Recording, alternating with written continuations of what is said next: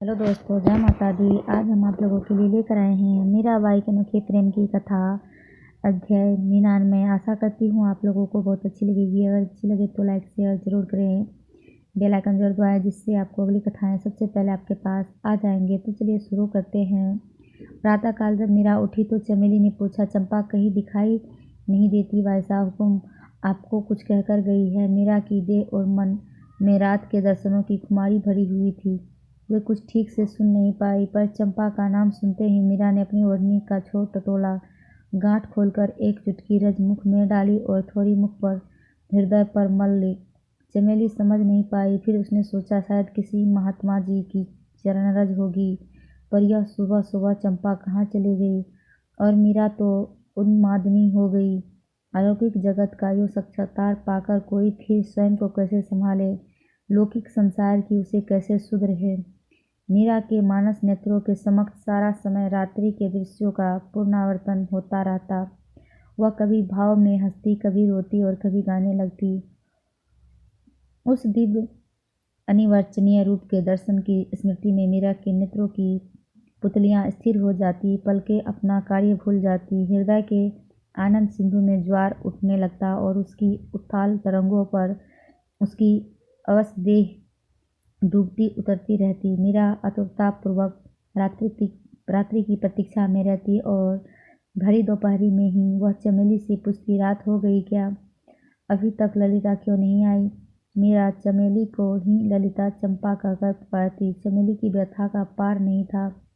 वह अपनी स्वामिनी के उन्माद रोग के कारण दुखी होती। हे भगवान, यह क्या किया तूने?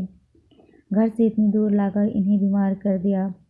अब इस अनजान जगह में किससे सहायता मांगो? अब इस कठिन घड़ी में यह चंपा भी न जाने कहाँ चली गई। वह बाईसा को ठीक से समझ लेती थी। अब कहाँ ढूंढे उसे?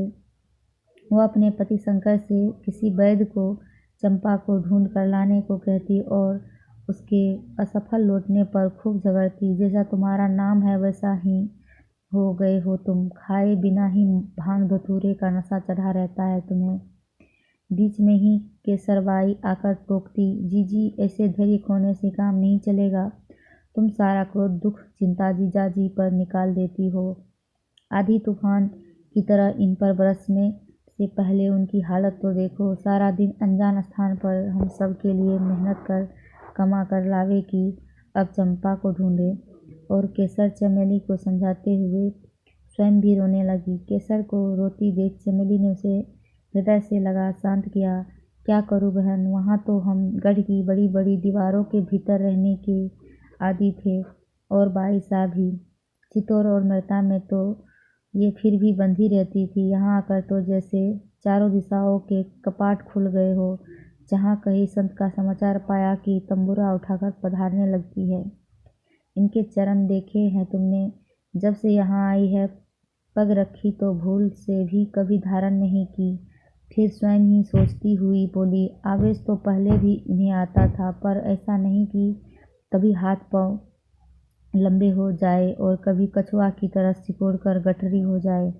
बैसा की हालत देखकर मेरे प्राण सूख जाते हैं। चमेली चिंता करती हुई फिर से कहने लगी, और इस पर एक बात और कि घड़ी घड़ी में यह बाबा लोग दर्शन को चले आते हैं, कहते हुए महाभागा मीरा माँ कहाँ है? संत शिरोमणि मीरा की जय हो। और बाबा बाईसा हुक्म की दशा नहीं समझते, उन्हें आशीर्वाद नहीं देते। उनकी चिंता करने के बदले उल्टे धन्य हो कहते हुए इनके चरणों में लौटने लगते हैं। इनकी चरण धूलि सिर पर चढ़ाने लगते हैं। तब तो मुझे लगता है केसर, मैं पागल हो जाऊंगी। इनकी जिस दशा में हम चिंता से सूखी जा रही हैं, वही इनके हर्ष का कारण है। ऐसे में चंपा होती तो वह संभाल लेती, पर उसे भी अपनी भोली स्वामिनी पर दया नहीं आई, जो हम सब को यूं छोड़कर न जाने कहाँ बैठी है। या तो कोई ढंग का वैद्य ही मिल जाए या इस परदेश में। कहते कहते चमेली का धैर्य टूट गया और वह रोने लगी। उसे यूं रोता देख के सर शंकर और किशन की भी आंखें भर आई। मीरा कक्ष के भीतर अधमूंदे नेत्रों से अपने हृदय का विरह गीत उधेड़ कर गिरधर को सुना रही थी। इससे आगे हम अध्याय 100 में देंगे। तब तक के लिए धन्यवाद। जय माता दी।